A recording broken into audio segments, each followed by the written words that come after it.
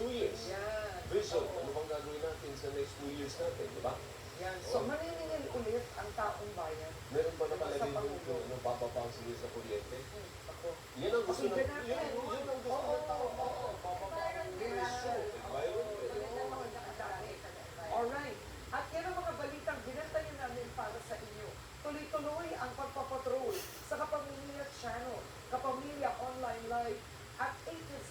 Ako po si Karen Davila. Ngayon mo dapat pinanggit si kabayan. Ngayon, hindi mo pinanggit. Okay, kasi nga,